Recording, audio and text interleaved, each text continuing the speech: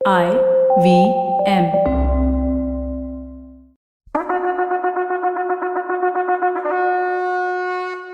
வணக்கங்க, நான் உங்க கதை பாட்காஸ்ட் கவிதா பேசுறேன்.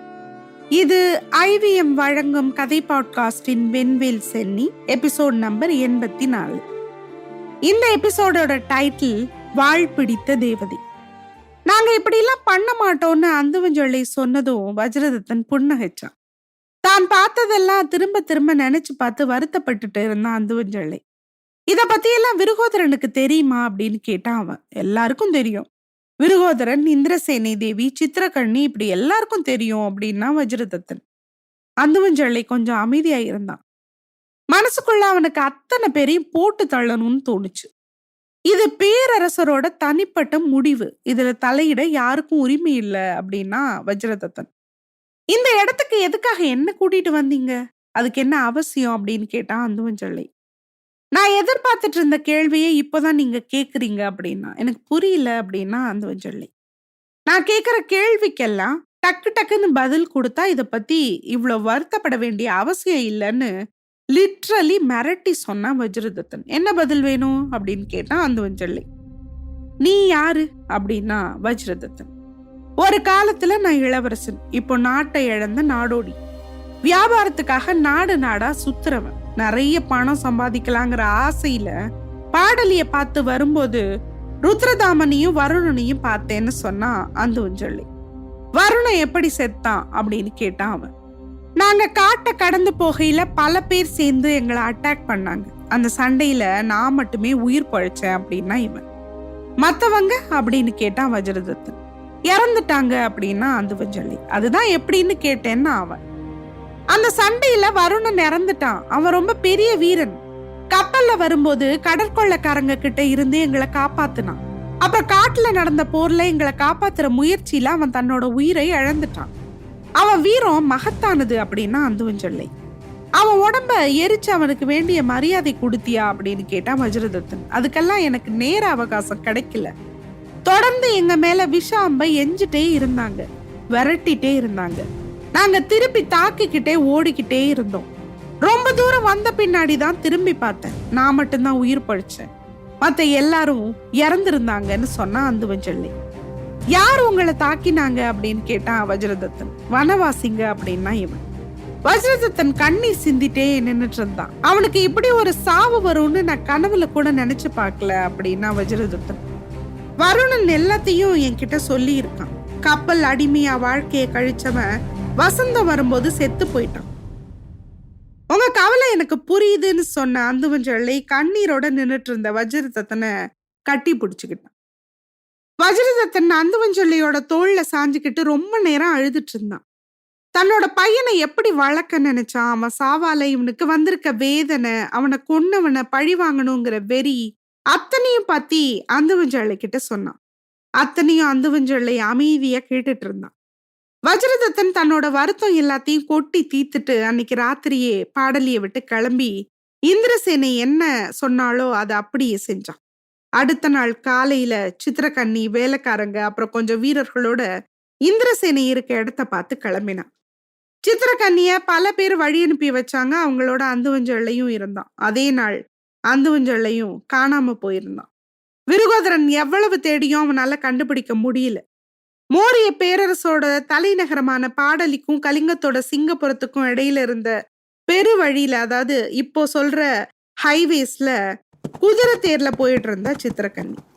அவளுக்கு முன்னாடி 10 குதிரைகள்ல வீரங்களும் பின்னாடி 10 வீரங்களும் காவலுக்கு போயிட்டு இருந்தாங்க. போற ரோடு கரடு முரடா இருக்கதால தேரை பொறுமையாவே ஓட்டினான் தேரோட்டி. சித்திரகண்ணி ரொம்ப தூரம் ஒரே அடியா பயணம் பண்ணது இல்லாததுனால இடையில ஓய்வு எடுத்துக்கிட்டே பயணம் பண்ணான். இவ கிளம்பி 15 நாள் ஆகி இருந்தாலும் இவ முக்கால்வாசி தூரம் தான் வந்திருந்தா.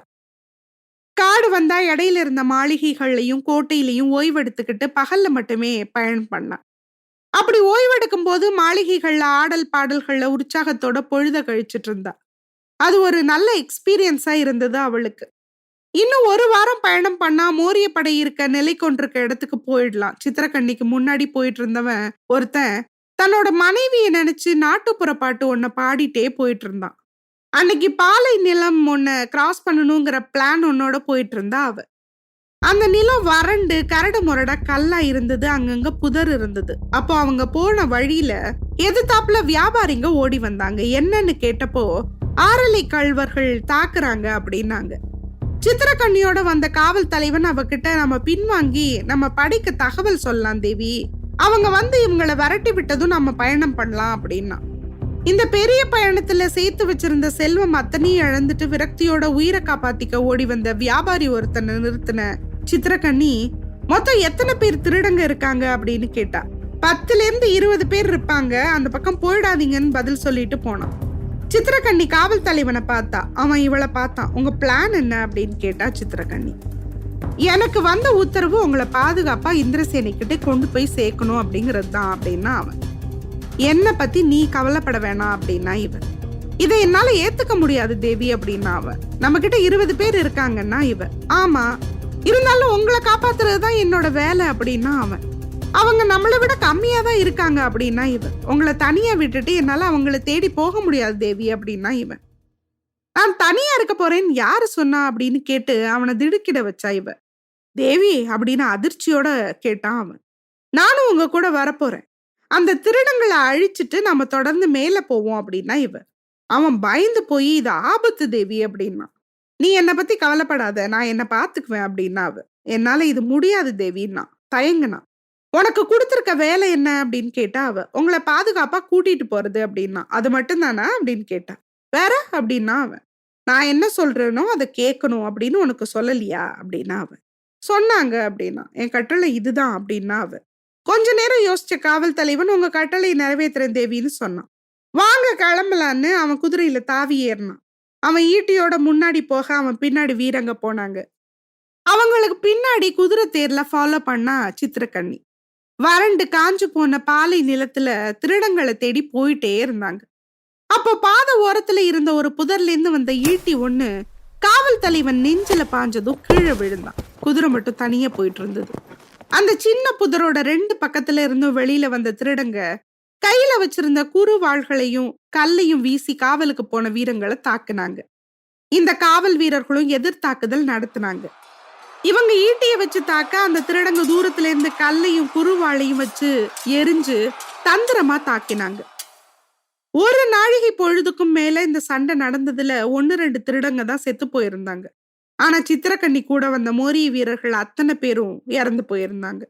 தனியா நின்றுட்டு இருந்த குதிரை எல்லாத்தையும் ஒன்னா கட்டி வச்சாங்க திருடங்க. அப்போ திருடர் தலைவன், குதிரை தேர்ல என்ன இருக்குன்னு பாருங்க அப்படின்னா. திருடங்க 2 பேர் குதிரை தேரை பார்த்து போனாங்க.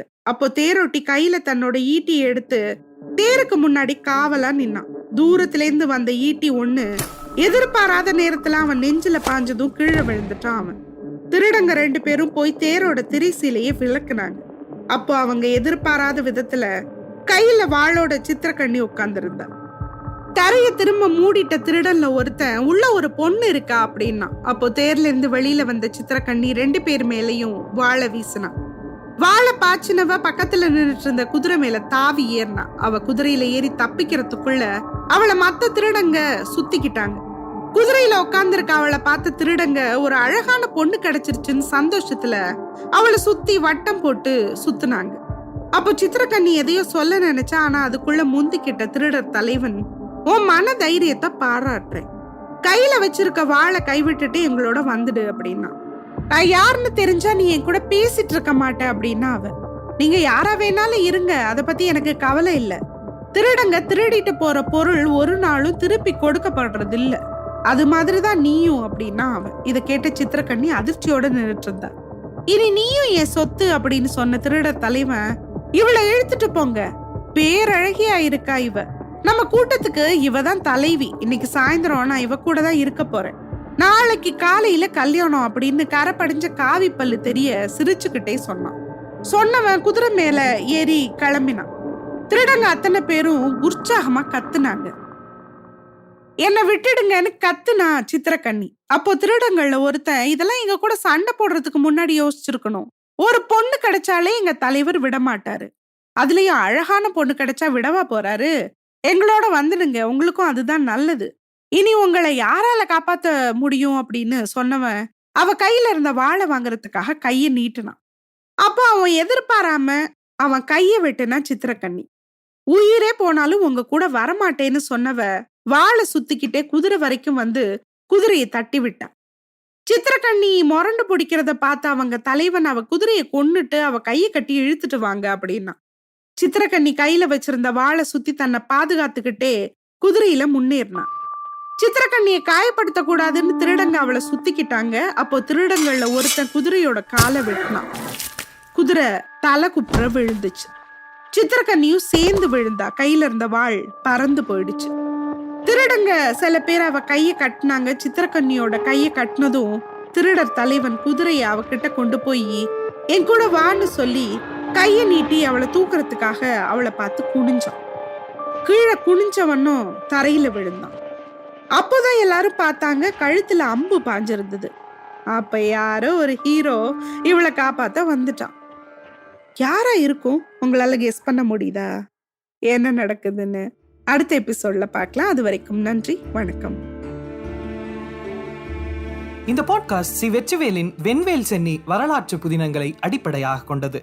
அதை தழுவி கவிதா ஜீவாவால் ஒளிப்பதிவாய் மறு உருவாக்கம் செய்யப்பெற்றதே வென்வேல் சென்னி தமிழ் பாட்காஸ்ட். இது போல இன்னும் பல சுவாரஸ்யமான பாட்காஸ்ட்களை கேட்க ivmpodcast.com அப்படிங்கிற இணையதளத்துக்கு வாங்க. இல்ல IVM பாட்காஸ்ட் ஆப்பை டவுன்லோட் பண்ணுங்க. இந்த கதையை பத்தின உங்களோட கமெண்ட்ஸை கவிதாஸ் கதை பாட்காஸ்ட் அப்படிங்கிற யூடியூப் சேனல்லையும் நீங்க விரும்புற மற்ற எல்லா மேஜர் ஆடியோ பிளாட்ஃபார்ம்லையும் பின்னூட்டத்துல பதிவிடலாம்.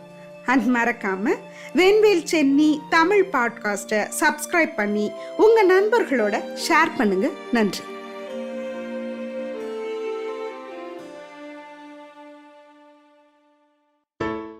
Hello everybody, it's been another great week on the IVM Podcast Network.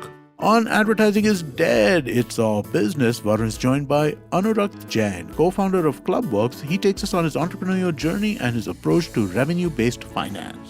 On Don Baika Gappa Aika, Avanti and Aparna discuss why the younger generation is more inclined towards live-in relationships. On Varta Lab, Akash and Naveen share some hilarious stories with their guest, stand-up comedian Aditi Mittal. On A Sip of Finance, Priyanka gives a perfect checklist to refer to when buying health insurance. And on Think Fast, Varun and Sachita talk about crypto firms being accused of money laundering. Once again, I'd like to remind you all, please do check out our merch. It's available on IVM Podcast website. Go click the shop tab and you'll be able to see our first collections of t-shirts. Do follow us on social media. We're IVM Podcast on Twitter, Facebook, Instagram, and LinkedIn. Remember, we got a bunch of YouTube channels as well. And if you want to check that out, go to our website, ivmpodcast.com/YouTube. We have a list of all those channels. And remember, do tell a friend if you're enjoying this show or any of our other shows for that matter. Word of mouth is one of the most important and best ways for us to get the word out about this podcast. Also, it's a way for you to have discussions about a podcast with your friends. And finally, we'd like to thank our sponsors this week, Boat Lifestyle, Checkpoint Software, Small Case, and Intel vPro. Thank you so much for making this possible. Have you ever wondered where the business world is headed? How the ways in which we create, market and sell to consumers will evolve? Or if we'll ever go back to wearing pants while working? For answers to all of this and more, tune into Advertising is Dead with me, Varun Dugirala. Every Tuesday, as I talk to entrepreneurs, leaders and change makers from across business, media, marketing and beyond. You can catch all episodes of Advertising is Dead on the IVM Podcast website, app or wherever you get your podcasts from.